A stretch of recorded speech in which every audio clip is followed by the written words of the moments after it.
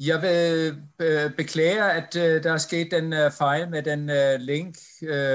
Hvis man har for mange Zoom-møder, så kan det ske. Jeg vil gerne byde Nikolaj Sur Jensen velkommen, som vil tale om teambaseret organisation. Og Nikolaj har skrevet en bog, det er den her, som jeg lige har faktisk læst færdig her for vores Zoom-webinar eller foredrag. Så når vi nu er forsinket med et kvarter, så vil jeg gerne give ord til Nikolaj med det samme. Nikolaj er normalt ansat på Professionshøjskolen i Nordjylland i Aalborg og arbejder som ledelses- og organisationskonsulent og har så skrevet den bog gruppe- eller team-samarbejde, som er udgangspunkt for det her foredrag. Så velkommen alle sammen. Jeg håber, I har det godt til trods for corona-udfordringer, og dejligt, at I er med og holdt ud et kvarter, og det beklager jeg selvfølgelig. Så velkommen til, og Nikolaj, du har ord, og tusind tak, fordi du har lyst til at være med til det. Jamen tak, Reinhard. Først og fremmest så vil jeg lige sige, at hvis der er nogen, der står stadig en, der ikke har slukket sin mikrofon, men ellers så håber jeg, I får gjort det undervejs. Reinhard, jeg ved ikke, om du fik sagt, at du optager det her? Ja, det gør jeg. Yes, og det er bare lige til information til alle sammen. Jamen tak, fordi jeg måtte komme og tale her. Jeg har haft Reinhard med lidt på sidelinjen igennem den her skriveproces med bogen, så det har også været en god sparring. Og jeg er rigtig glad for, at du har lyst til at komme her og tale lidt om gruppe- og teamsamarbejdet. Først og fremmest så vil jeg lige trykke frem til det her slide og sige, at det spørgsmål, jeg stiller, hvornår har vi brug for en teambaseret organisation, det kan besvares ganske enkelt med det slide, der er her. Det har vi, når opgaverne kræver det. Det vil sige, når den opgave, som en organisation, nogen skal samarbejde omkring, når den har en kompleksitet eller en kravbetonethed, der gør, at det skal være et teamsamarbejde, så udløser det sig selv. Hele pointen med det har været, at jeg har i de sidste 15 år arbejdet inden for det her område her, og har været optaget af sådan det generelle samarbejde omkring gruppe- og teamsamarbejdet. Og det, der har været et problem, det er rigtig meget litteratur, og rigtig mange organisationer, de bruger ordet team, uden at reflektere over, hvad det betyder, og hvad for nogle krav det har på sig. Så først og fremmest så har jeg prøvet at flytte opgaven ud foran, sådan så at opgaven står som et fortegn før et samarbejde. Og det vil sige, at det er opgaven, der definerer, om man arbejder på gruppe- eller på teamniveau. Og det er en meget vigtig pointe i bogen, og det er også derfor, det hedder, at hvad kræver opgaven, som jeg har skrevet på forsiden af bogen. Men for at vi kommer lidt tættere ind på hvad det her det kommer til at handle om, så vil jeg lige sige, at jeg har indlagt to områder, hvor der kan være spørgsmål, som Reinhard han holder øje med. Dels, at I må gerne bruge chatten, og når vi kommer dertil, hvor der kommer et spørgsmålsslide, så må I rigtig gerne også melde ind, altså det vil sige, komme med nogle konkrete spørgsmål til mig, som jeg så vil svare på det tidspunkt. Og til sidst, så har vi indlagt noget tid efter det her oplæg, hvor I også kan stille spørgsmål. Det første, jeg gerne vil folde ud, det er de samarbejdsniveauer, I ser på slidet her, fordi det er enormt vigtigt at forstå, hvad forskellen er på gruppesamarbejdet og på teamsamarbejdet. Hvis vi starter helt ud til venstre, så hedder det information- og koordinationssamarbejdet. Informations- og koordinationssamarbejde, det er sådan set den simpleste form for samarbejde, man kan have i organisationer. Det er nok også den mest udbredte samarbejdsform, som foregår hver eneste dag i rigtig mange forskellige sammenhænge. Det er der, hvor vi udveksler information imellem hinanden. Det har ikke særlig meget krav til, hvordan vi relationelt er sammen. Der er heller ikke typisk heller ikke nogen, der efterspørger eller har en kommentar på det, vi videregiver. Det kan være, at man trækker et dataslide fra en kollega, som man skal bruge ind i sit arbejde, i sin portefølje, eller hvad det nu måtte være. Man kommenterer det sådan set ikke, man bruger det bare ind i sit arbejde. I det øjeblik, hvor opgaven, det vil sige det, vi samarbejder, ikke kan løses med noget, hvor man informerer og koordinerer mellem hinanden, så bevæger man sig typisk videre til det næste niveau, som i det her tilfælde hedder kommunikationssamarbejde. Det er ikke fordi, der ikke er kommunikation på de andre niveauer, men det, der er særligt kendetegnende ved kommunikationsniveauet, det er, at man begynder at påvirke hinanden. Så her der begynder man at have en kommentar, man kan se en mulig opgaveforbedring, hvis det er, at man begynder at kommunikere om den opgave, man er blevet stillet. Når man gør det og påvirker hinanden, så har det også betydning for det opgaveflow, der er. Tiden er måske lige pludselig ikke tilstrækkeligt mere. Man skal også være opmærksom på, hvordan man siger det, og det vil sige, at det stiller nogle helt andre relationelle krav til folk, der bevæger sig op på et kommunikationsarbejde. Det næste niveau, som hedder reguleringssamarbejdet, det er kendetegnende ved de små pile, der er øverst i den model, som I kan se her på skærmen. Fordi det lige pludselig bliver en opgave, hvor vi ikke længere ved, om de kompetencer, jeg har, færdigheder, jeg har, er tilstrækkelige for at kunne løse opgaven. Man kan for eksempel forestille sig et samarbejde i det, der hedder pædagogisk-psykologisk rådgivning i en kommune, hvor der sker noget med opgaven. Opgaven udvikler sig på en måde, der gør, at enten den ergoterapeut, psykolog, læge, der er til stede, man kan se, at kompetencerne, man har, ikke længere er dem, der er brug for i samarbejdet. Og derfor så flytter man sig enten helt ud af samarbejdet, eller kan man sige, regulerer sådan, så de andre punkter kommer først, der hvor man har noget at kunne bidrage med. Alle de 3 niveauer, jeg har nævnt her, det vil sige informations- og koordinationssamarbejdet, kommunikation og reguleringssamarbejdet, de danner alle sammen grobund for det, vi kalder gruppesamarbejdet. Og det gør de, fordi at i det samarbejde, der hviler man på et individuelt ansvar. Nu brugte jeg lige eksemplet med PPR, som er pædagogisk-psykologisk rådgivning. Der er oftest kompetencer til stede der, som ikke vil kunne tage ansvar for det, hinanden laver. Det vil sige, at lægen kan ikke tage psykologisk ansvar, psykologen kan ikke tage lægelig ansvar, pædagogen, ergoterapeuten osv. Det vil sige, at de har simpelthen et delt ansvar. Det hver person så bidrager med, det bliver et individuelt ansvar. Det betyder også typisk, at gruppesamarbejdet har en stærkere ledelseskobling, fordi der kan være nogle elementer bagved, det vil sige bag ergoterapeuten, lægen, psykologen, som de så aftaler med deres fagfæller eller deres kollegaer, ledere. Så de niveauer, I ser her, de bunder på et individuelt ansvar. I det øjeblik, vi krydser grænsen og kommer over på et teamniveau, så kan I se inde i modellen, at selve den her fasthed, der er inde i cirklerne, den er blevet stiplet, plus at jeg har gjort det lidt tydeligt for at gøre det gråt, altså det vil sige, indholdet er gråt. De stiplede linjer er udtryk for, at i et teamsamarbejde, der deler man ansvar for det, man samarbejder omkring. Jeg kommer ind på det næste slide her med at udfolde lidt mere, hvad ansvar betyder.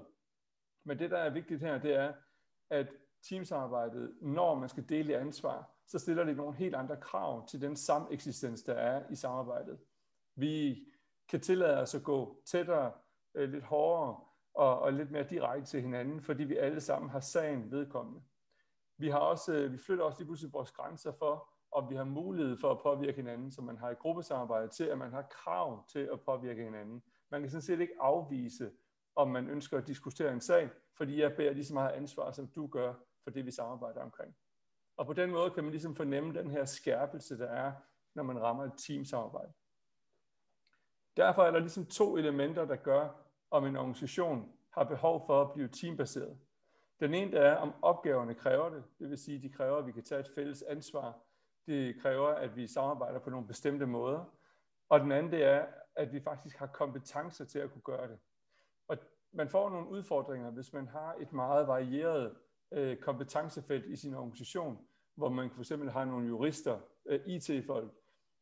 Det kan være nogle fagpersoner, som bærer noget meget specifik faglighed.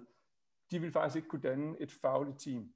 De vil kunne danne et moralsk team omkring, hvordan de er sammen, men ikke et fagligt team. Og det kommer jeg ind på lige om et øjeblik. Så det, I ser her, det er den udvidelse, jeg har prøvet at lave, for at bringe nogle nuancer ind i den lidt for forenklede samarbejdstilgang, der har været i litteraturen omkring, at alt skulle være teams, og teams har været det ord, der er blevet brugt de fleste steder. Så har jeg prøvet med afsæt i litteraturen og sådan grave rigtig meget gruppe- og teamlitteratursforskning frem, og de her nuancer er så kommet frem som noget, vi kan bruge til at tilgå og blive mere nuanceret i vores samarbejde.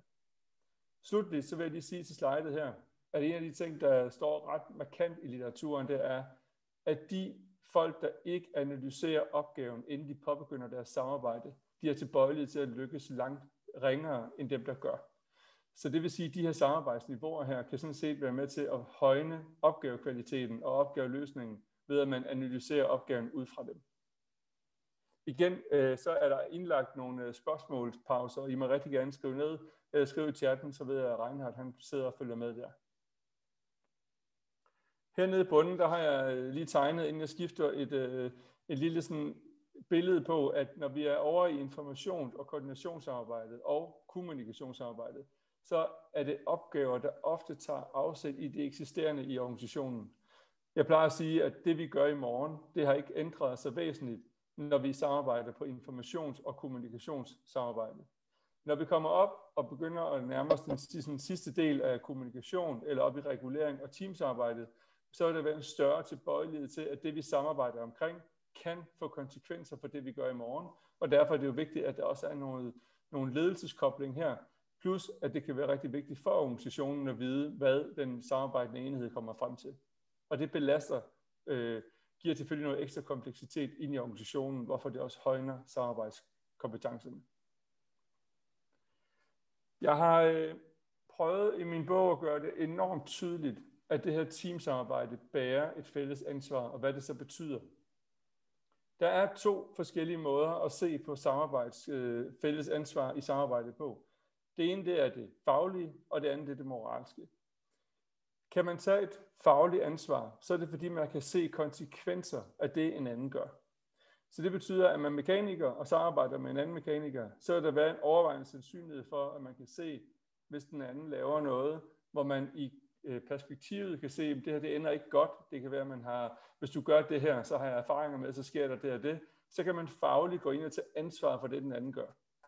Kigger vi ind i vores organisationer inden for jura og inden for lægevidenskab osv., så har man også set situationer, hvor folk bagefter er blevet kritiseret for ikke at have grebet ind eller sagt noget, fordi de har jo været vidne om. Det er et fagligt ansvar. Vi ser det også på vores folkeskoler, hvor der kan være kritik af, hvorfor man ikke har drøftet sådan og sådan i de her forskellige samarbejdsenheder, teams eller andet, man har været i. Det er, når man har og kan tage et fagligt ansvar. Og det er enkelt sagt, fordi man kan se perspektivet i det, der bliver drøftet. Kan man ikke det, for eksempel så interviewede i min bog en maritim leder, som var kaptajn og havde en jurist, en ingeniør, nogle økonomifolk med i sit samarbejde. Som han sagde, jeg har ikke en jordisk chance for at kunne se, hvad de laver og hvad de ikke gør, forkert eller ej, for den kompetence har jeg simpelthen ikke. Til gengæld, så kan jeg tage et moralsk ansvar, sagde han. Fordi det moralske ansvar, det handler om måden, vi er sammen på. Sidder der så en ingeniør, der sjældent bidrager, der ikke siger noget, eller der har en nedladende eller en umyndiggørende tone over for de andre, så kan man slå ned på det og sige, vi bliver simpelthen nødt til at have et moralsk ansvar for, hvordan vi er sammen. Fordi har vi ikke det, jamen så kan det skabe noget utryghed, noget psykologisk utryghed, som simpelthen går ind og ødelægger den måde, vi kan samarbejde på. Så faglig ansvar og moralsk ansvar er enormt vigtige for definitionen og forståelsen af teamsamarbejde. Jeg har sat de her sætninger på for at understrege pointerne, altså at i et gruppesamarbejde, der besidder man muligheden for at påvirke hinanden. Og i et teamsamarbejde, der besidder man retten til at påvirke hinanden. Og nederst her, der gruppesamarbejdet håndhæver i højere grad den individuelle autonomi, hvorimod teamsamarbejdet, det begrænser den. Og det er nogle rigtig vigtige pointer, fordi når jeg bliver begrænset i min autonomi, så er det fordi de andre har et medansvar for det, og derfor skal jeg hele tiden være opmærksom på, at det jeg gør, det kan have konsekvenser for nogle andre, og derfor kan jeg ikke have den her selvstændige autonomi. Den bliver håndhævet i gruppen, begrænset i teamet. Reinhard, nu kom vi så langt, at det var det første tidspunkt til nogle spørgsmål, eller hvis der er kommet noget ind i chatten. Ja, det er der. Jeg tror, det er Gert Rosenqvist. Jeg ved ikke, om du vil stille dit spørgsmål, sagde Gert? Nå, men ellers gør jeg det, fordi det har han jo skrevet. Han har 2 spørgsmål. Hvis teamet er svaret, hvad var så spørgsmålet? Ja, det er altid interessant at stille det op på den måde. Hvis teamet er svaret, så er spørgsmålet, at opgaven har haft brug for, at der er nogen, der bærer et fælles ansvar om noget. Og typisk så ser vi teamsamarbejdet af et svar, når spørgsmålet har været særligt kompliceret, eller har været særlig betydningsfuld. En anden, måske lige den sammenhæng her, er det rigtig vigtigt for mig at sige, at jeg interviewede også nogle lærere på et tidspunkt, for at finde ud af den her dynamik, der er inden for folkeskolen. Der fik de et selvstændigt ansvar for noget vikardækning. Det er ikke nogen særlig stor opgave, men det er en kompliceret affære, hvis der er nogen af dem, der sidder og holder på noget, det vil sige ikke deler deres fagfordeling, eller deler deres, hvad de nu skal i fremtiden. Og det endte simpelthen med en kæmpe konflikt mellem de her lærere her, hvor nogen blev sygemeldt, fordi at det ansvar, det ville de ikke dele. Så i det her tilfælde, så når spørgsmålet er, det er, hvis det er spørgsmålet, så er svaret, at det har organisatorisk betydning, eller komplicerede, kan man sige, opgaver, hvis det er teamet, der er spørgsmålet. Det er altid lidt kompliceret at svare så enkelt på sådan et spørgsmål. Tak. Reinhard, du sagde, at han havde 2 spørgsmål. Ja, så vil jeg sige i første omgang stille et spørgsmål, som passer måske bedre som konsekvens, eller som det, hvad du lige har sagt. Og så vil jeg tage det nummer 2 spørgsmål fra som står her i chatten fra Gert Rosenqvist. Du gør jo sådan, altså i bogtitlen gør du jo en dyd, altså og sådan set også i bogen gør du jo en dyd ud af, at der er forskel mellem gruppe- og teamsamarbejde, og det vil måske være godt, hvis du lige sådan set beskriver sådan set din definition af forskelle mellem gruppe, ja, hvad en gruppe er, og hvordan du definerer et team, og hvornår det måske også er mere hensigtsmæssigt at arbejde i gruppe, og hvornår det er mere hensigtsmæssigt at arbejde i team, i din forståelse.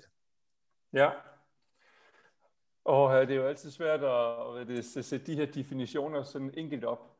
Men en af de ting, som skal være meget tydelige for, om det overhovedet er tale om et gruppesamarbejde, det er, at vi er gensidigt afhængige for at kunne løse en opgave. Og når jeg nævner det, så er det fordi, den gensidige afhængighed er ofte brugt i teamdefinition. Men det er en gruppedefinition. Fordi er vi ikke afhængige af nogen andre for at kunne løse en opgave, så har vi slet ikke et samarbejde. Det, der så er hele pointen her, det er, at graden, hvorpå at afhængighed den udvikler sig, det gør simpelthen hele forskellen. I et information- og koordinationssamarbejde, som er et gruppesamarbejde, der er vi bare afhængige af noget viden, andre har, som vi skal bruge i vores opgaveløsning. Når vi kommer til kommunikationssamarbejdet, så er vi gensidigt afhængige af, at andre bidrager med noget, sådan så opgaven kan blive kigget på, set, perspektiveret bedst muligt. Og er det et reguleringssamarbejde, så er vi simpelthen brug for, at den gensidige påvirkning er, at man også tør at sige, hey Lars, dine kompetencer tænker jeg faktisk ikke, vi skal bruge nu, så det vil være fint, hvis du forlader mødet, eller jeg er faktisk i tvivl om det, jeg kan bidrage med på nuværende tidspunkt, er brugbart for det, hvor mødet er. Så der er simpelthen grader af gensidig afhængighed. Så det vil jeg sige, det er den primærste definitionsbetegner. Når vi så kommer til teamet, der er det ikke bare en gensidig afhængighed, der er det et gensidigt ansvar for en opgave. Det vil sige, at man kan faktisk ansvarliggøre en hel enhed. Og det har man jo set mange steder, hvor der er blevet taget nogle beslutninger på nogle møder, hvor man bagefter har ansvarliggjort hele enheden. Så det, der er helt humlende med teamsamarbejde, det er ofte med nogle opgaver, hvor det er rigtig, rigtig vigtigt, at man drøfter længerevarende og mere intenst, hvad der skal gøres. Og til sidst til dit spørgsmål om, hvornår bruger man mest grupper og teams i organisationer, jamen der er ikke nogen tvivl om, at gruppesamarbejdet vil i højere grad være hurtigere og mere produktivt. Det vil sige, at det vil være nemmere og mere omkostningsreducerende at bruge gruppesamarbejdet, fordi vi simpelthen ikke har behov for at diskutere så længe, eller komme til enighed på samme måde, som man har i teamet. Derfor plejer jeg at sige, at når man tager afsæt i mere kendte elementer i organisationen, så bruge gruppesamarbejdet. Når man skal ændre noget, altså simpelthen finde nye veje, så er det teamsamarbejde, hvis muligt. Ja, så er der det spørgsmål omkring, og det er altså også når du taler om gensidig afhængighed eller gensidig ansvar, så er det spørgsmål, som Gert Rosenqvist stiller, er sådan berettiget, at man at man kunne jo forstå, og det er der heller ikke rigtig noget i din bog, at man kunne beskrive team som en social konstruktion. Altså noget, altså du gør det jo lidt indirekte, at du siger for eksempel sidst i bogen, hvor du taler om, at et rigtig højt ydende team, der kan man tale om 2 + 2 er 6 eller 7 eller sådan noget. Så der må jo være et eller andet, sådan en form for synergi, som man måske kunne forklare med en socialkonstruktionistisk perspektiv. Så hvad siger du egentlig til sådan en teoretisk vinkel, som ikke er heller ikke tydeligt altså på den måde repræsenteret i bogen? Jamen altså, synergieffekt er jo et ofte brugt ord inde i litteraturen. Med hensyn til, om det er en social konstruktion, så vil jeg sige det på den måde her. Det, en enhed kan udvikle sig til, afhænger enormt meget af den synergieffekt, der vil være imellem dem. Jeg vil mere kalde det en relationel opbygning. Jeg tror, at det sted i bogen, hvor jeg faktisk diskuterer det her mest, det er inden for rolleteori. Fordi der er en tilbøjelighed til i litteraturen, at man enten kan se roller som noget, vi besidder og har med os ret stabilt igennem livet, og ellers så er roller noget, der bliver opbygget i den kontekst, du er i. Og det har du også selv beskrevet i en af dine bøger, som jeg synes er ret fint, med lidt mere inden for konstruktivismen.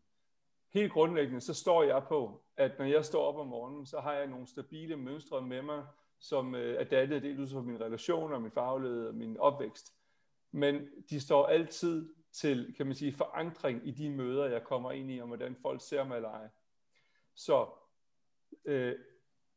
kan man have mere stabile organisationer, der er teambaseret over længere tid? Ja, det kan man ud fra det perspektiv, at en af de faktorer, som vedvarer og bibeholder et team, det er, at man har mange konflikter, altså vedvarende konflikter, men at de bliver løst kortvarigt. Og faktisk vil jeg sige, at et kodeord til hele det er noget af det næste, vi kommer ind på, som handler om psykologisk sikkerhed, som det bindeled eller det kit, der faktisk der kan skabe den her synergieffekt, du også taler om.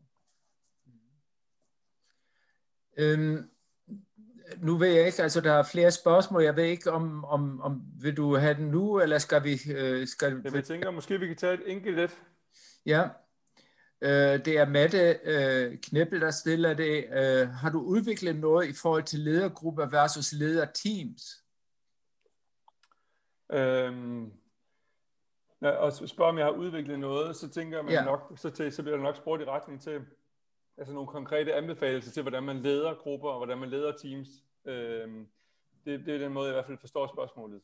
I bogen, der har jeg gjort ret meget ud af, at i hver kapitel, der kommer jeg med nogle deciderede anbefalinger til, at hvis du skal lede i din informations- eller koordinationsarbejde, kommunikation, regulering, altså alle de her gruppeniveauer, hvordan den ledelsesopgave så helt konkret ser ud, og hvordan den flytter sig.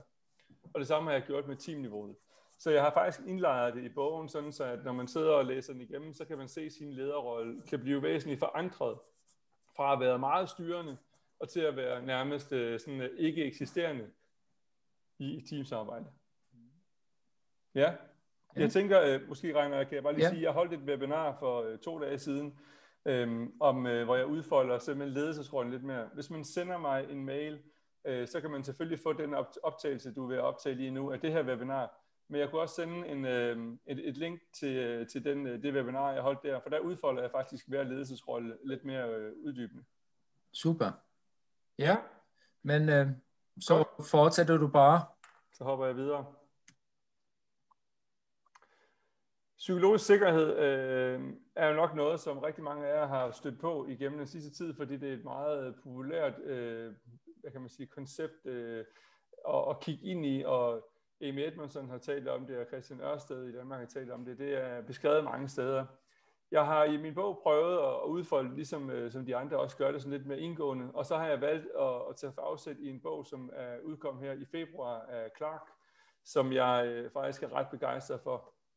Fordi på den måde, der bliver det sagt ret tydeligt, uden psykologisk sikkerhed, intet teamsamarbejde. Og det er en væsentlig pointe, at jeg vil faktisk gå så langt at sige, uden psykologisk sikkerhed vil jeg også stille spørgsmålstegn til, at der overhovedet kan være et reguleringssamarbejde, altså på gruppeniveau. Ret tit så ser man psykologisk sikkerhed kun at være repræsenteret omkring teamsamarbejdet, eller i hvert fald de mere professionelle samarbejdselementer. Jeg påpeger i min bog, at jeg mener, at psykologisk sikkerhed er nødvendigt på alle niveauer, dog i mindre grad. Hvis man ser på det her, så er det her årsagen, at ingen personlige kompetencer kompenserer for personlig usikkerhed. Og det er en meget vigtig pointe, at du kan være så kompetent som overhovedet muligt, men hvis de fora, den konstruktion, du skal indgå i, gør dig usikker, jamen så fokuserer du sådan set hverken på din faglighed eller din kunde, men alene på at beskytte dig selv. Clark, han har lavet de her 4 nedslag, som jeg synes passer enormt godt lige præcis på det her punkt. At hvis psykologisk sikkerhed den er udtalt, så er man mere fokuseret på at være inkluderet. Hvis man begynder at være psykologisk sikker, så begynder man også at åbne op for at kunne lære. Og hvis man, kan man sige, begynder at have en udtalt psykologisk sikkerhed, så begynder man også at turde at bidrage ind i de miljøer, man snakker om. Og i den sidste ende, hvis man føler sig både sikker og har haft nogle erfaringer med, at når der er nogen, der har udfordret, eller måske endda sagt noget, som decideret var, kan man sige, udfordrende af hele status quo, jamen så tør man også godt at udfordre selve elementet for, hvorfor vi sidder her. Altså, det kunne være, jeg synes, det her det spilder tid. Jeg synes, det her møde her, det havde nogle rigtig gode pointer. Jeg synes slet ikke, vi er kommet igennem dem.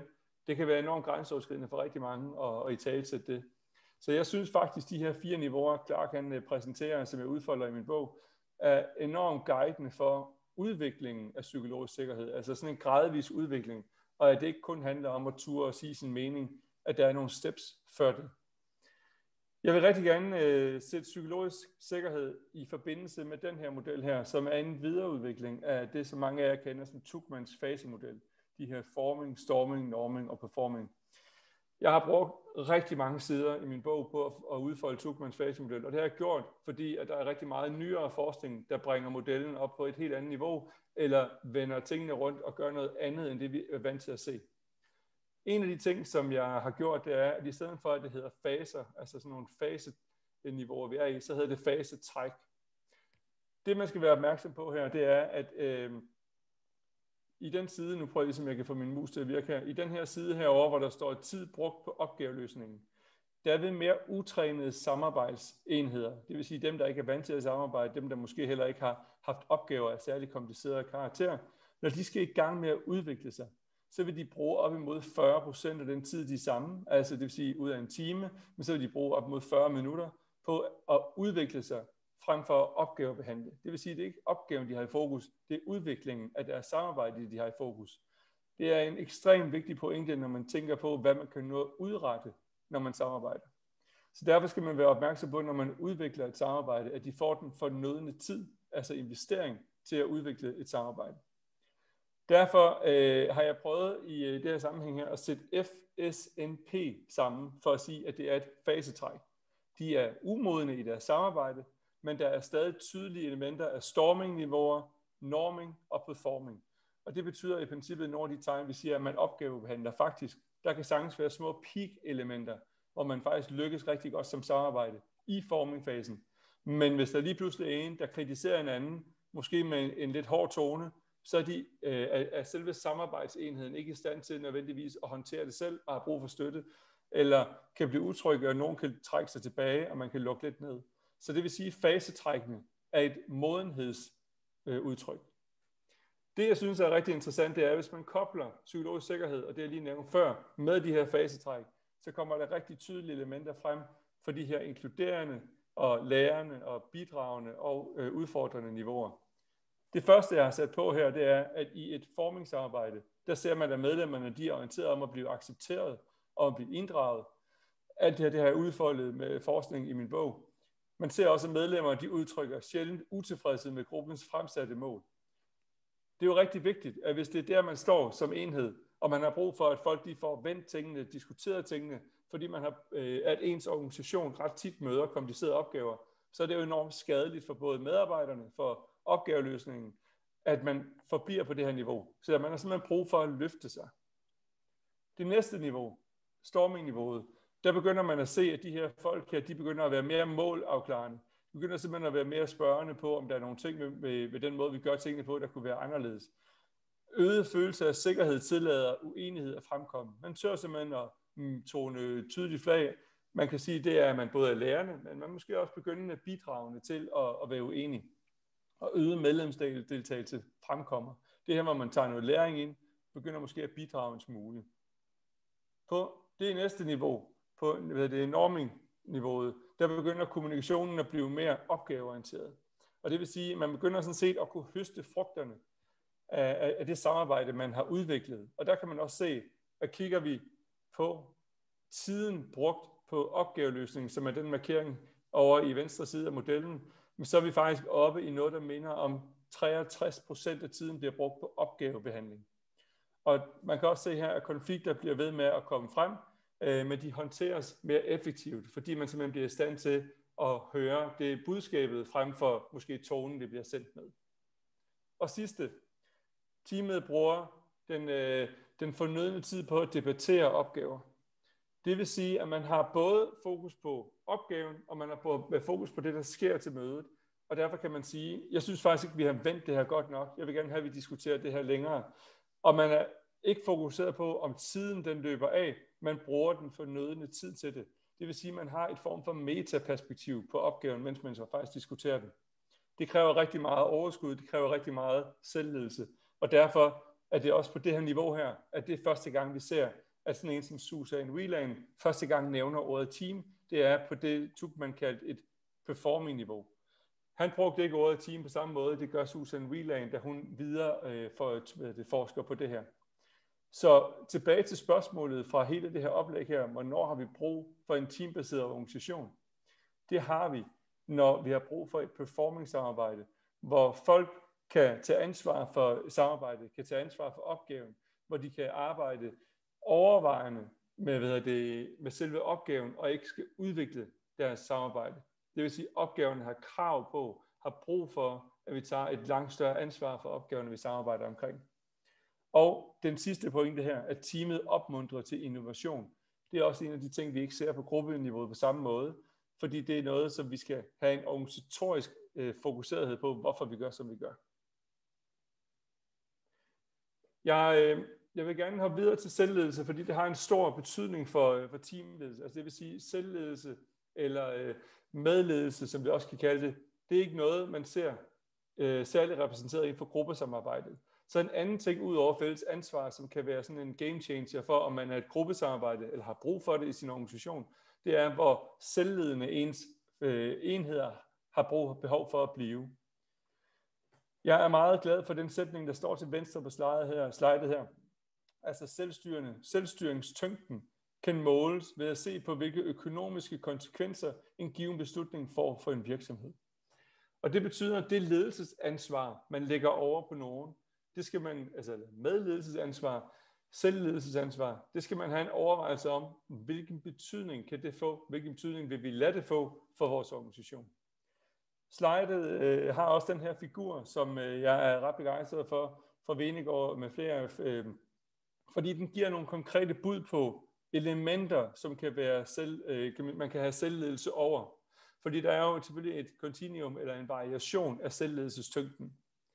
Jeg har markeret her med grøn nogle forslag til, hvad det kunne være, en begyndende selvledelsesrolle kunne være. Det vil sige, folk, der ikke er vant til at få selvledelse over opgaver, så kunne det være sådan noget, at de bestemmer arbejdsrækkefølgen, de fastlægger nogle daglige produktionsmål, noget pause osv. Altså det er i det små, at man får mulighed for at selvdesigne det her møde. Det næste, jeg har gjort her, det er at prøve at udvide det lidt, og så sige, nu begynder de at ture, man ønsker som ledelse at give mere frihed til den her selvledende del. Det kan fx være, at man planlægger noget vedligeholdelse. Det kan være, at der er nogle ting, bølgerne er gået højt omkring nogle diskussioner på noget, så man begynder at være orienteret om, at man bliver nødt til at have noget vedligeholdelse ind, altså noget, hvor vi lige får talt igennem, om der er nogen, der er blevet trådt over tæerne, eller om der er nogen, der gerne lige vil at uddybe noget, eller vi skal have en anden tone. Altså man vedligeholder sit samarbejde. Det kan også være, at man fastlægger nogle længerevarende mål for det, vi arbejder sammen omkring. Der kan være evaluering. Der kan komme forskellige ting ind, hvor konsekvenserne af det arbejde eller den selvledelse kan blive større, hvis det går galt. Og det er at give ansvar.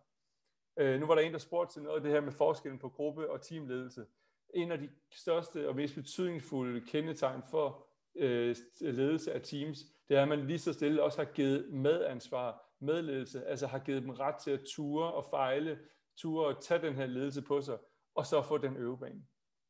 Det sidste, jeg har sat på her, det er nogle af de steder, hvor jeg ser en større konsekvens ved, at deres selvledelse får ansvar for de her områder.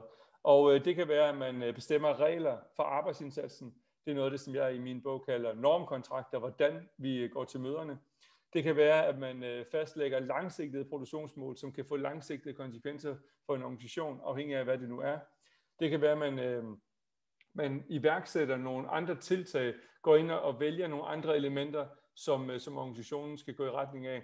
Man måske begynder at bestemme nogle andre opgaver. Altså man går ind og har en mere omfattende og vidtstrækt tilgang til sin selvledelse. Reinhard, det var anden spørgsmålsrunde, vi kom til her. Ja, men der er faktisk nogle spørgsmål her. Så det første spørgsmål, det er, det drejer sig om ledergruppe og lederteam, og når der er fælles ansvar for ledelse. Jeg må sige, at jeg har tidligere også været leder på vores institut, og der talte vi altid om lederteam. Og jeg har altid tænkt, at vi var kun en ledergruppe. Så måske kan du sige et par ord til det. Jamen med stor sandsynlighed har du ret. Først og fremmest. Jeg vil sige, at der er ret meget forskning, der viser, at jo højere vi kommer op i ledelseskæden, hvad man nu vil kalde det, så er der tilbøjelighed til, at det bliver ledergrupper. Og det er simpelthen ganske enkelt, fordi man kan være mere tilbøjelig til at give noget decideret ansvar ned i nogle områder for de her ledere. Så jeg synes faktisk, at ledergrupper er en rigtig fin måde at italesætte det på. Det, der er vigtigt, det er, at der vil også være klare, i de fleste vil der være klare teamledelsesopgaver, hvor ledelsen står med et fælles ansvar for nogle udmeldinger. Og jeg tror, at man skal prøve at undgå at kalde sådan noget med navnord. Altså det vil sige, at det er noget, vi er nu et team, fordi man skal i stedet for, som jeg sagde til at starte med, vælge at kigge på hver enkelt opgave. Når vi blev enige om, at det her oplæg skulle hedde, hvornår har vi brug for en teambaseret organisation, så er svaret, når de fleste opgaver, I møder i ledergruppen, i organisationen, kendetegner et teamsamarbejde, eller har behov for et teamsamarbejde. Så den ledergruppe, Reinhard, som du har været en del af, der vil jeg i stedet for at kigge på opgaveporteføljen, og så sige, hvad viser den? Er det hovedparten? Er det udveksling imellem jer ledere? Så har I ikke brug for et team. Var der nogle bitte små kommunikationselementer imellem jer? Reguleret I rigtig meget? Eller drøftede I rigtig tit sådan nogle mere tungvejende fælles linjer, I skulle stå på? I alle sammen skulle, hvad kan man sige, nærmest have ansvar ind i, og derfor også være ansvarliggørende overfor. Men så vil det være et teammøde på det tidspunkt. Ja. Men altså tit er det jo sådan, at altså i en hierarkisk organisation som universitetet er noget, altså der er jo altid, stort set er der altid en leder over en, og den ansvarlige leder har jo sådan set den sidste beslutningskraft, altså så det er jo faktisk også tit sådan, at man i, hvad jeg vil betegne som ledergruppe, har sådan set man giver sin mening og måske udvikler noget sammen, men i sidste ende er det jo den altså den ansvarlige leder, der bestemmer, hvad der kommer til at ske. Altså så tit er det jo faktisk pseudo-lederteam, men meget mere ledergrupper. Nu nævnte du lige pseudo. Altså, der kan jeg være en lille smule forkølet på nogle af de her ord her. Altså, fordi pseudo-team, altså det her med at være et pseudo-team, det betyder faktisk, at man er en skadelig enhed. Man er skadelig over for hinanden eller for opgaven. Så bare lige sådan, for det er i hvert fald den måde, jeg bruger det på i min bog. Det kan jeg godt se, men altså men Reinhard, det er jo mere, at det rent faktisk ikke er et team. Altså sådan har jeg lige nu brugt det. Jamen, jeg vil give dig fuldstændig ret på den måde, du opstiller det her. Så vil det være sådan, at hvis der er en øvre leder, så bærer de typisk et organisatorisk ansvar inden for nogle områder. Men i det øjeblik, at man så går ud og udøver sin afdelingsledelse, eller sin ledelse af ledere, eller hvad man nu, på hvilket niveau man er, så har man et ansvar den vej. Så kan man så ansvarliggøre nogen ned i sine områder. Det kan være afdelingsleder, som jeg lige nævnte. Problemet er jo, at lige sådan, at der kommer noget hierarki ind, så kommer der også nogle forskellige ansvarsdele, og det er også derfor, jeg sagde, at det vil være langt mere tilbøjeligt, at man bruger gruppebetegnelsen på ledergrupper, fordi der typisk vil være den her ansvarsfordeling, den her hierarkiske ansvarsnuance. Men igen, så kan det være, at der er en opgave, hvor man for eksempel snakker om værdier. Hvordan får vi rammesat nogle værdier? Hvordan får vi lavet en plan for, hvordan vi distribuerer ledelse i vores organisation? Der vil man typisk ansvarliggøre hinanden. Så er der et spørgsmål i forhold til, hvor et eksempel er et team, der udfører hjerteoperation. Hvordan ser du forholdet mellem team og et praksisfællesskab, hvor handlingsbåren kundskab spiller en afgørende rolle? Altså for eksempel så et kirurgisk team til en hjerteoperation. Jamen altså, hvis vi kigger, nu bliver et praksisfællesskab lige nævnt, ikke? Men hvis vi kigger på en enhed, som for eksempel et kirurgisk team, der arbejder på, nu brugte jeg de ordet team her, for det var det, der blev nævnt, så afhængig af, om det er en læge, eller om det er en læge og en sygeplejerske, det vil sige, om det er en ortopædkirurgisk læge og en ortopædkirurgisk sygeplejerske, så vil der være et ansvarsskævhed, fordi lægen har et andet ansvarsramme, end lægen, eller undskyld, en sygeplejersken har. Men er det 2 læger, så vil der typisk også være en reservelæge og en primær læge. Altså der vil altid være noget ansvarsforskydning der. Så i den sammenhæng, så vil der være en faglighed, som indikerer, at der kan være et fælles ansvar. Det vil sige, at ortopædisk sygeplejersken vil kunne se rigtig, rigtig meget af det, som lægen gør, og have en faglig holdning til det. Men der vil være en ansvarsforskellighed, fordi lægen besidder et andet ansvar i den sammenhæng. Derfor vil de ofte glide over at blive en gruppe. Jamen altså, selvfølgelig er det en helt anden begrebslighed. Altså hvis du taler om praksisfællesskab, i hvert fald den måde Wenger har defineret det, så er det jo sådan, at det er jo også knyttet til legitim perifer deltagelse. Altså så det er jo faktisk sådan, et praksisfællesskab er jo kendetegnet, at sådan set ekspertise og involvering kan skifte. Altså man er legitim deltager, men nogle gange er man mere i periferien, nogle gange er man mere centralt placeret, men ingen har sådan set den altafgørende beslutningskraft, eller i sådan en læringskontekst vil det være, at det er hvis det er instruktion, så har det slet ikke noget med læring i praksisfællesskaber at gøre. Altså det er jo den proces, hvor man sådan set udvikler sig gensidigt, hvor ekspertisen kommer ind, afhængig af det, hvad man kan byde ind. Jamen, jeg vil faktisk henvise til et arbejde, jeg har... Aalborg Universitet har lavet et rigtig fint forskningshus, som hedder Trivsel i Teams. Og det arbejde, de laver der, det kobler jeg rigtig meget sammen med den lidt ældre bog omkring tværfagligt samarbejde af Lavøs. Fordi de begge både forskningsstudier og så bogen her, skildrer faktisk psykiatrien og det ansvar, der er omkring, hvordan en læge har et ansvar i psykiatrien, og hvordan de andre, kan man sige, legitime perifer deltagere har medansvar for nogle områder. Og der bliver det problematiseret, at hvis man lægger for stort et ansvar ned på lægen i den her sammenhæng her, altså at det bliver at de bliver et kernemedlem, men så kan man sådan set gøre de andre, kan man sige, til ikke deltagende, ikke legitime, fordi deres stemme sådan set ikke, den kan blive afvist af kernemedlemmet. Og det er der, man kan have et problem. Men igen, så er det rigtig vigtigt, at hvis man gør psykiatrien til et sted, hvor lægen har det sidste ord, så har man også ansvarsnuanceret der. Og det er selvfølgelig en diskussion, man skal have om hvad for en, det kan være ergoterapeut, det kan være pædagogisk, psykologisk, hvordan nogle andre fagligheder skal have ligeværdighed der.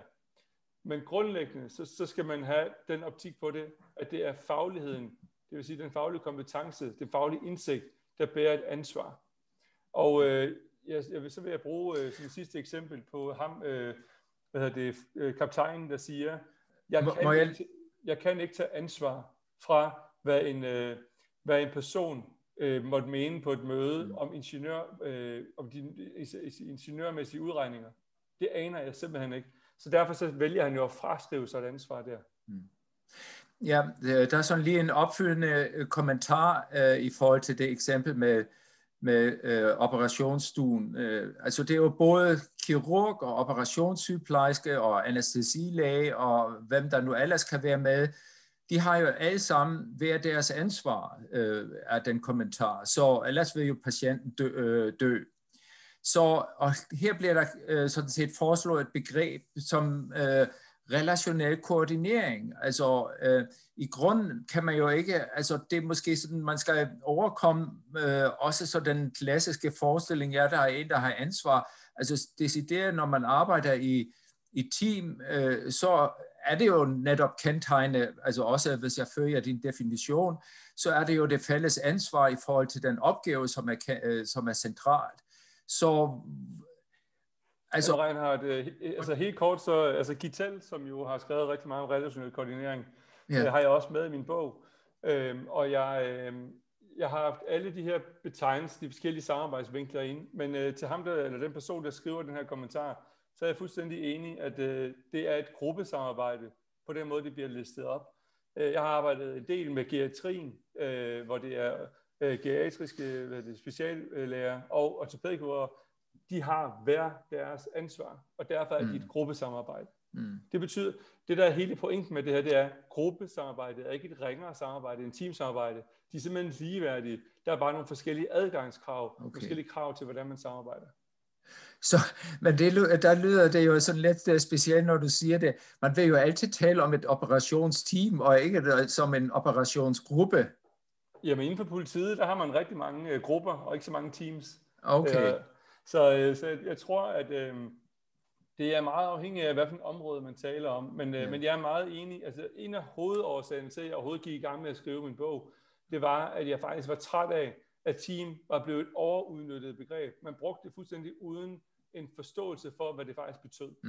Og det synes jeg er et rigtig godt eksempel på det, vi snakker her. Den person, der skrev spørgsmålet lige før, og ligesom ansvarsplacerer forskellige elementer hos de her forskellige læger, sygeplejersker osv., kan man sige, tager jo fat i pointen.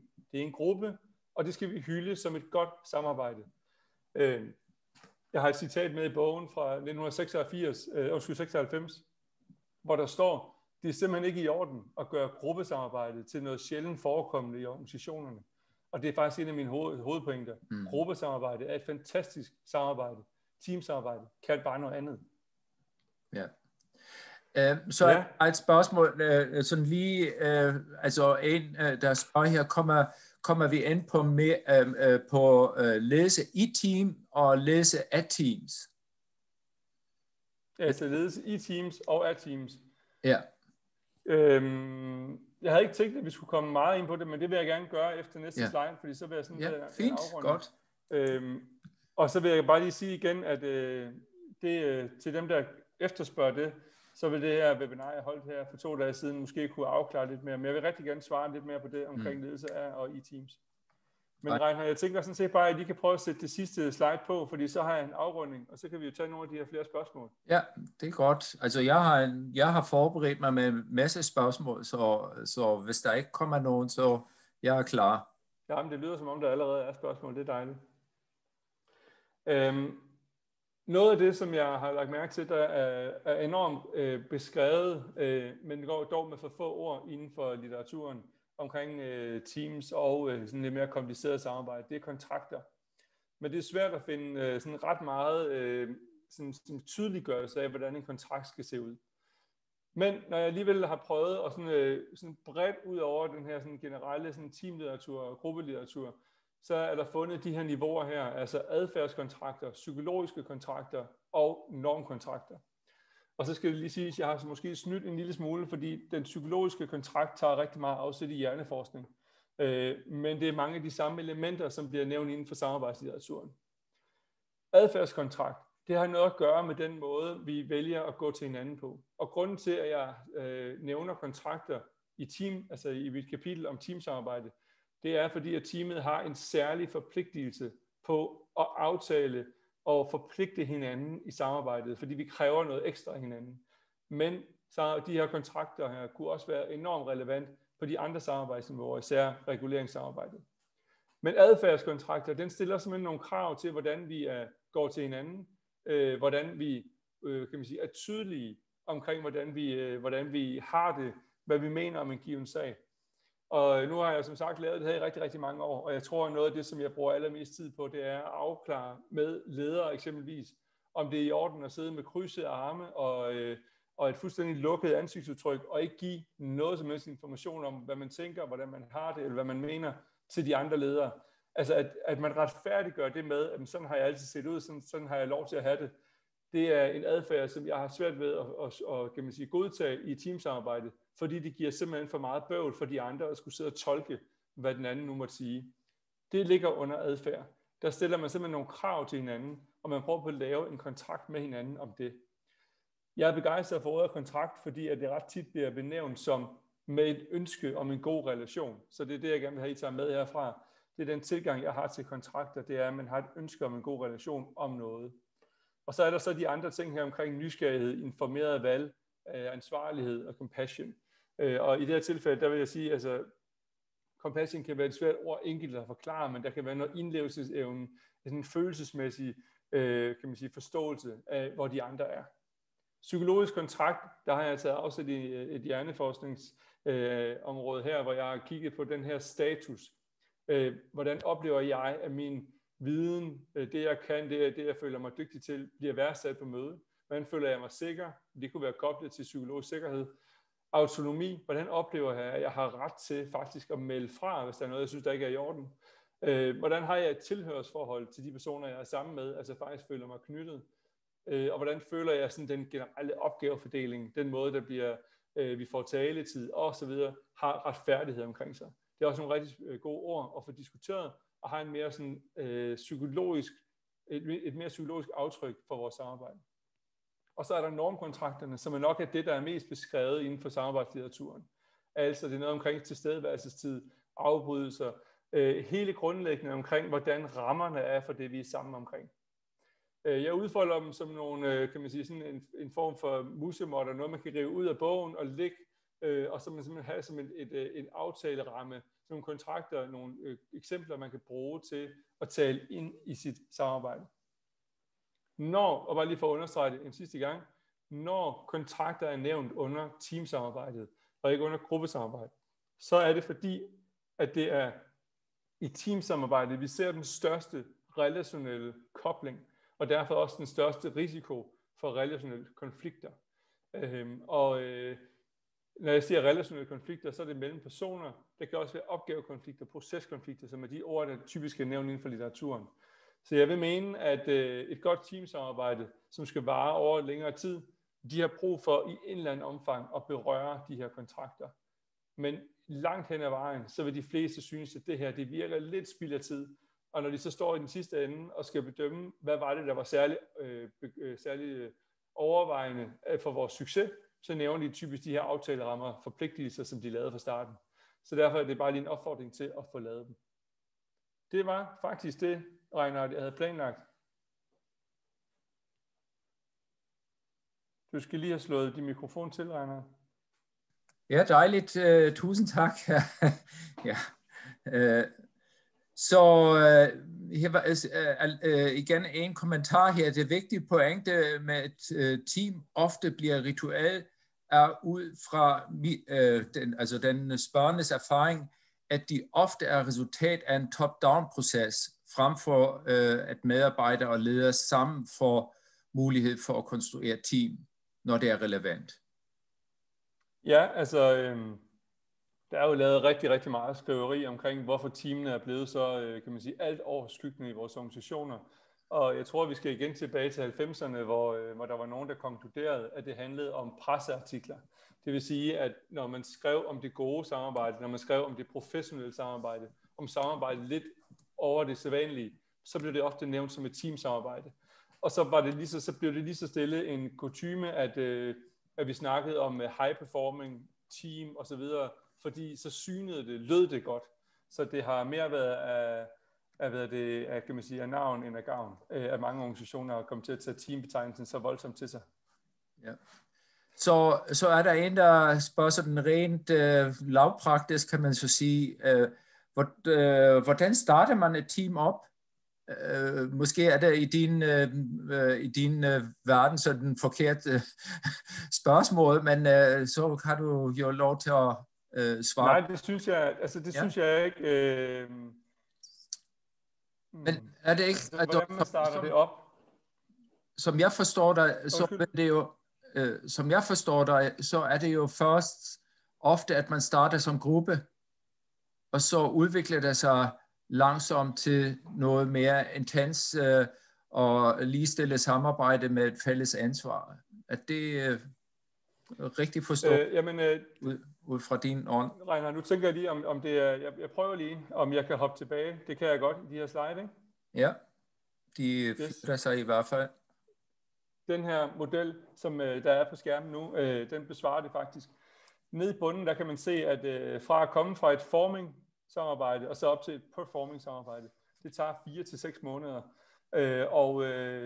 Hende, der har været den mest lavet mest forskning på det her, sådan, som udgangspunkt, det er Susan Wieland, og hun har faktisk udtalt, at hun har ikke set folk bevæge sig fra for at starte et team op, og til at have et succesfuldt team på under 8 måneder. Så det første svar, det er, at det tager i omegnen af 6 til 8 måneder at få et teamsamarbejde. Og så vil jeg så sige, hvis opgaven kræver det. Fordi opgaven skal være der har behov for, at man samarbejder på teamniveau. Og det næste, det er, at de mennesker, der skal have kompetencerne til det, de skal også have en støtte i det. Og der vil jeg også citere en forsker, der sagde, at jeg bliver efterhånden træt af at høre, at det kun er tabere, der går til samarbejdstræning. For vi har alle sammen brug for at få trænet vores retorik, vores kommunikation, vores bemyndiggørende spørgsmål. Altså vi har alle sammen brug for at træne vores konflikthåndtering, vores fokusering på opgaven. Så til spørgsmålet, hvordan starter man et team op? Jamen, så forudsætter jeg, at man har opgaver, der kræver et teamsamarbejde. Så det første, man gør, det er at faktisk kigge i den bog, jeg har skrevet, der er der deciderede spørgsmålsbeskrivelser, eller sætninger, der viser, hvordan man flytter sig i det her tilfælde fra formingniveauet, hvor man er styrende, hvor man er rammesættende, hvor man er meget hjælpende som leder, hvor man i stormingniveauet begynder at lade dem prøve lidt, få nogle konflikter, mærke det efter, mærke den her, kan man sige, også ømhed, der er i at have nogle konflikter, hvor det kan være svært. Over i norming-samarbejde, hvor man begynder at faktisk at gøre sig fri af sine ledere, og så til teamet i det sidste tilfælde, som hedder performing-samarbejdet, som Wieland kalder det, hvor man faktisk kan føle sig overflødig som leder. Wieland har også sagt noget andet, som jeg synes har været rigtig interessant, at man kan se de her niveauer som den menneskelige udvikling. Det er måske nogen, der kan blive lidt stødt over, men at forming-samarbejdet, det er sådan barnestadiet. Storming, det er puberteten, hvor det hele det strider lidt, og der er masser af gang i den. Og norming, det begynder man at have ungdom, hvor man begynder at lande tingene og finde ud af, hvad man skal. Og så performing, der har man voksenalderen med det rationelle sind. Det er selvfølgelig måske lidt karikeret og lidt provokerende måde at se det på, men det kan i hvert fald bare være med til at understrege nogle pointer. Ja, så skal jeg lige, jeg ved ikke, der er en, der hedder Ole, som har skrevet her i chatten, at han har et eksempel. Jeg ved ikke om Ole, altså hvordan... Jeg kan i hvert fald se ham. Jeg tror, han er med. Ja, hvordan et team startes, så har han et eksempel. Sådan forstår jeg det. Ole, vil du tage ord? Ole, jeg tror, du fik muted dig, sådan, så vi ikke kan høre dig. Så tror du skal slå din mikrofon til. Ja. Nej, vi kan stadig ikke høre dig, Ole.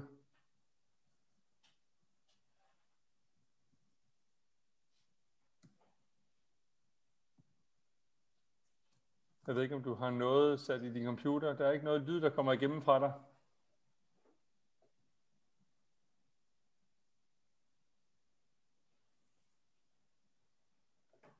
Reinhard, jeg ved ikke, mens Ole han lige slås lidt med sin lyd, om du kan tage et andet spørgsmål. Jo, altså der er et spørgsmål, som er, eller kommentar, så mange mennesker bliver stadig opsagt på grund af deres personlige kompetencer, men begrundelsen, at de ikke matcher teamets kultur eller evner samarbejde. Så kommer du ind på, hvordan leder coacher en medarbejdere inden dette bliver nødvendigt? Jamen, jeg synes faktisk, det er et sindssygt interessant spørgsmål. I min bog, der gør jeg rigtig, rigtig meget ud af, at det eneste samarbejdsniveau, hvor man stadig kan få lov til i et vist omfang at være en person, der ikke har eller ikke behøver at bekymre sig særlig meget om relationelle kompetencer, det er i informations- og koordinationsarbejde. Så i det øjeblik, man bliver involveret i et kommunikationsarbejde, så skal man kunne kommunikere på en måde, som andre føler, der er okay og tilstrækkeligt. Og så bliver dine kompetencer til faktisk at kunne levere et budskab lige pludselig interessant. Jeg sidder rigtig tit i situationer, hvor meget, meget faglige, kan man sige, nørdede personer, det kan være ingeniører eller andre, skal levere et budskab, men de har fået oparbejdet en selvforståelse, eller at andre har en forståelse af dem, som nogen, der bare er mega hårde i retorikken, en spade for en spade, og nærmest sådan lidt ufølsomme. Så bliver man faktisk nødt til at overveje, om der er andre af kollegaerne, der skal levere det. Og ellers, så er det for eksempel, at man støtter, coacher, vejleder de her mennesker i, som det er jo også noget, som du er rigtig meget ind over, Reinhard, men hvor du simpelthen hjælper dem med at få et ordforråd til at kunne det. Og nu kommer vi igen til det der videnskabsteori, som vi snakkede lidt om tidligere i dag. Personligt tror jeg på, at mennesker kan alt, forstået på den måde, nu er det selvfølgelig sagt med store ord, alt, men hvis Jens, han er skide irriterende, og det har han været i en lang årrække, og han er bare rigtig træls til at kommunikere, og han bider typisk hovedet af folk, jamen så kan Jens med god vilje, og hvis han også selv vil, få den hjælp til at bemyndiggøre sine spørgsmål, i stedet for at umyndiggøre dem. Men det kræver, at der er nogen, der hjælper ham, og det kræver, at han får en vidsthed om det. Men det er jo klart, der er jo noget personligt i, om man ønsker det. Så afslutningsvis, kommunikationssamarbejdet, reguleringssamarbejdet, teamsamarbejdet, det stiller krav til, at mennesker skal kunne kommunikere og indgå i socialt opbyggende samarbejde. Og så vil jeg måske bare lige sige til allersidst her, jeg mener faktisk, at man er forpligtet i teamet til at skulle kunne udvikle hinanden. Og nu er der en, der lige nævnte det her med fyringsgrund. Men hvis du ikke kan samarbejde, og det er det opgaverne kræver, hvis du hver eneste gang du indgår i samarbejde, skader dine relationer, er for voldsom i din retorik, ikke vil tage noget på, at du også kan gøre noget for bedre, så kan det jo blive rigtig svært at samarbejde med dig. Og hvis det så er det, opgaven kræver i dit job, så kan jeg godt se, at det kan give nogle udfordringer rent jobmæssigt. Reinhard, din lyd er ikke på. Ja, så har jeg så et spørgsmål, som det er jo i sin grundfaste en coaching-foredragsræk. Så selvom vi ikke snakker så meget om coaching, men det vil jeg egentlig gerne gøre på den måde, at jeg underviste sidste år nogen, der kom fra Danfoss og deltog i sådan en masterclass eller workshop hos mig, som arbejdede med agility coaching hos Danfoss.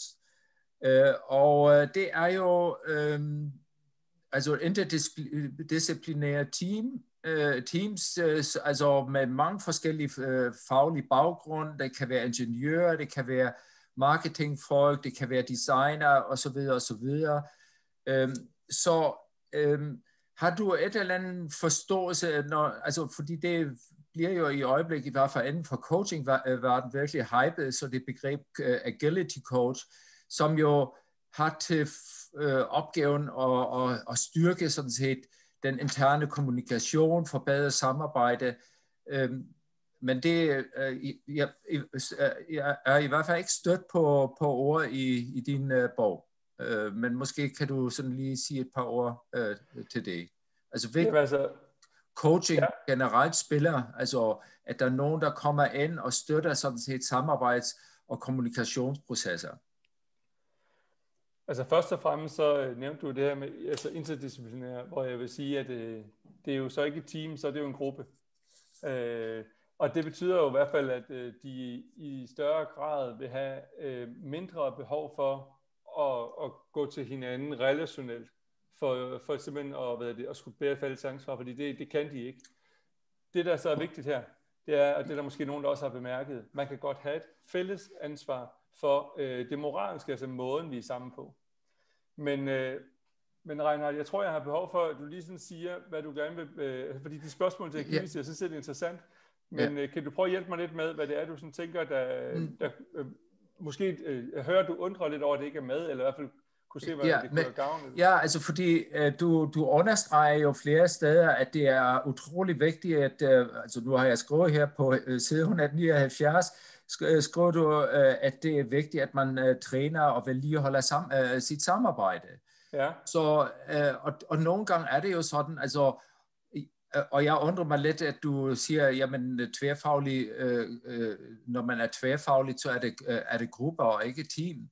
Altså de skal jo udvikle et produkt, altså de skal være sammen omkring et bestemt produkt, som de i fællesskab skal udvikle, hvor de fælles ekspertiser og fagligheder skal spille sammen, altså i sådan en, altså også en relationel koordinering.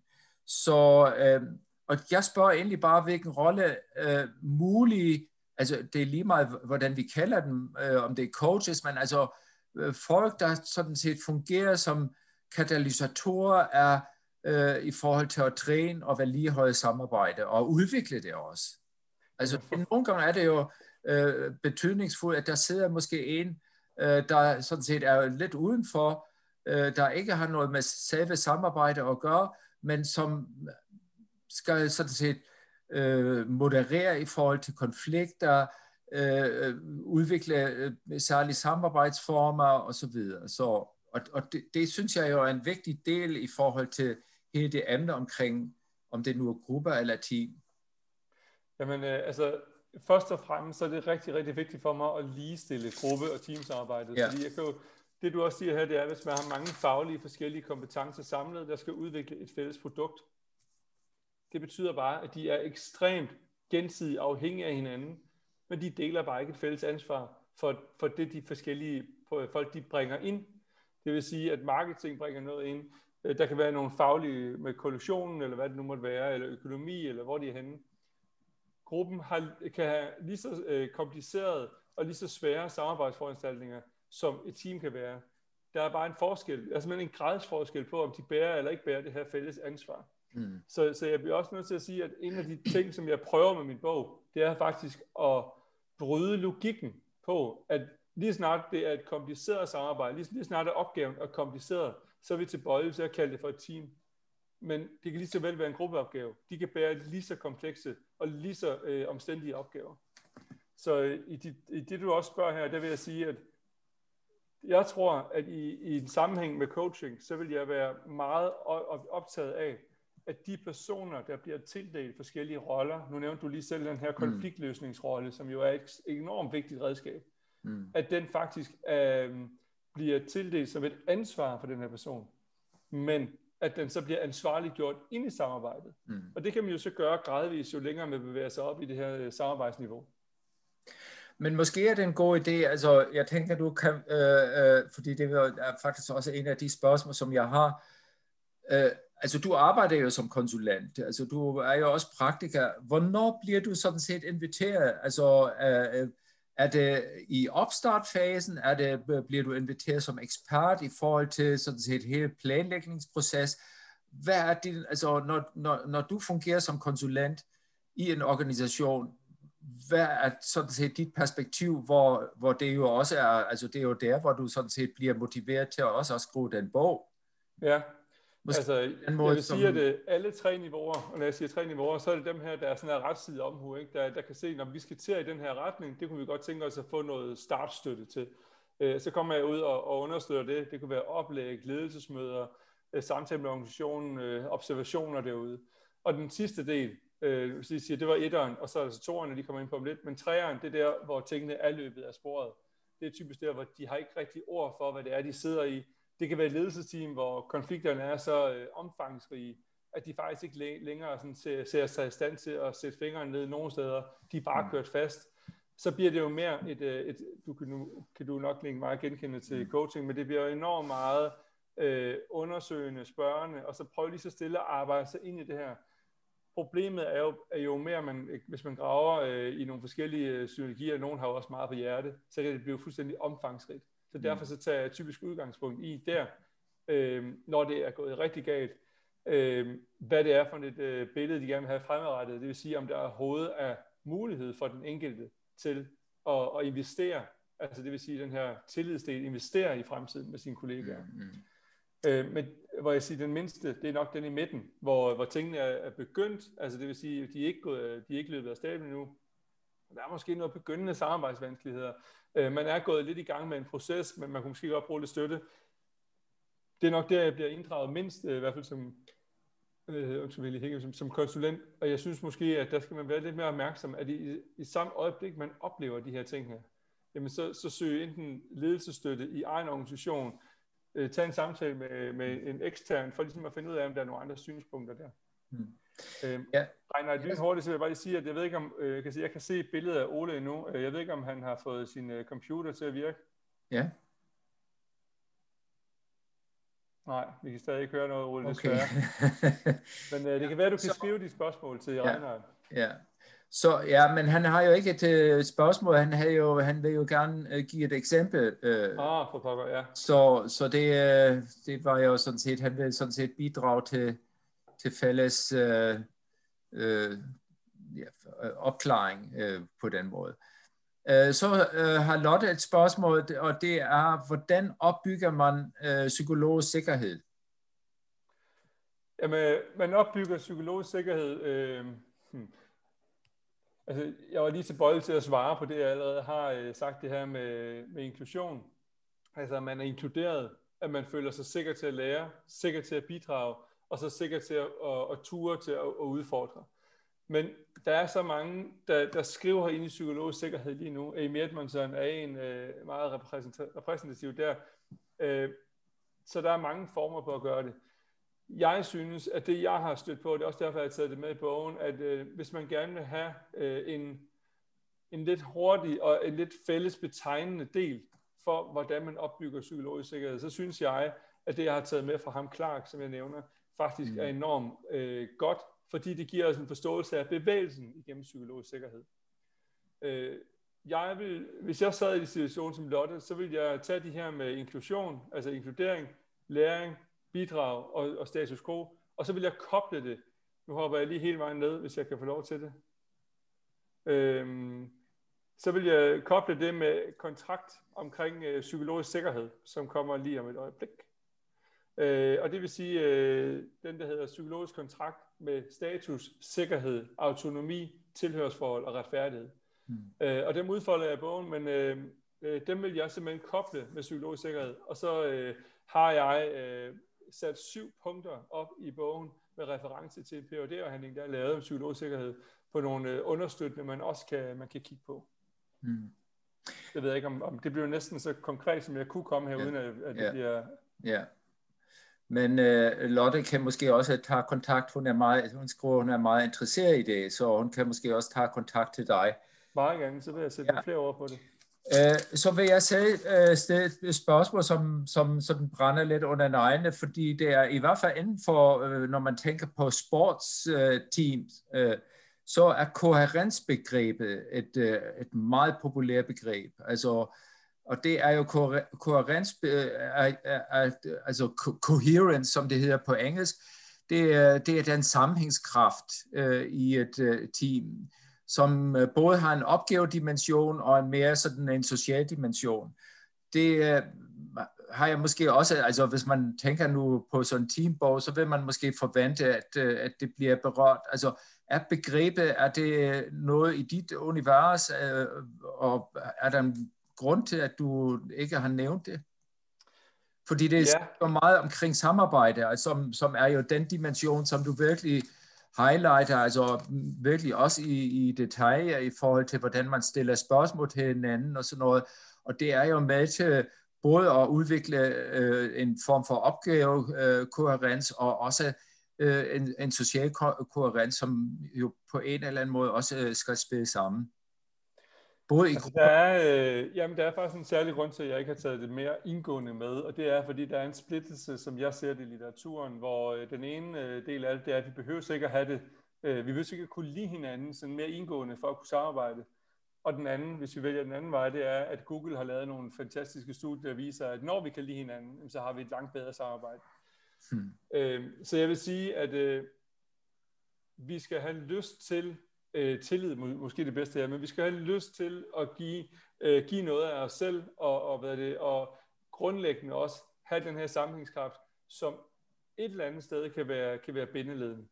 Men Reinhard, jeg vil måske vende den om og så sige, grunden til, at jeg ikke har taget den med, det er, at der er nogle ret fine studier, der viser, at jo mere sammenhængskraft, jo mere bundet vi bliver i vores enheder, jo sværere er det også at splitte dem ad. Og i den organisationsverden, vi har nu, så er der oftest mange samarbejdsflader, hvor vi hopper imellem rigtig, rigtig mange samarbejdsenheder. Og det, man er tilbøjelig til at se, det er, at det nærmest kan blive en soveproces for nogen at skulle gå ud af et samarbejde, hvor de har været enormt tæt connected.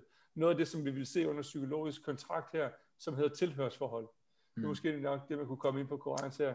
Yeah. Og det kan simpelthen blive sårbart for organisationen.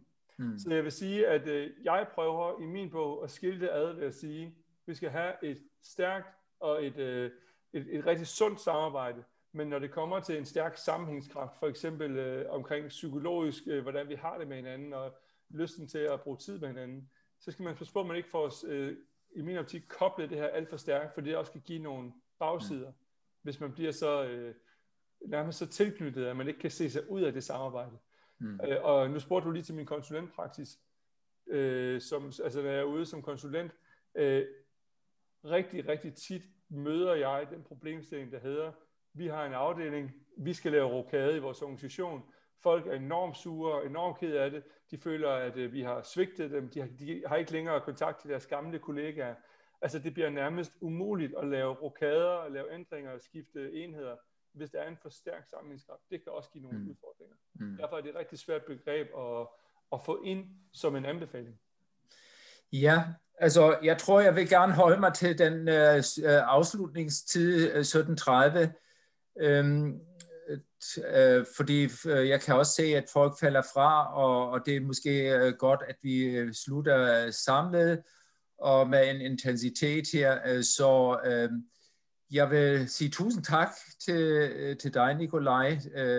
Du har virkelig gjort dig umage og dykke ind i hele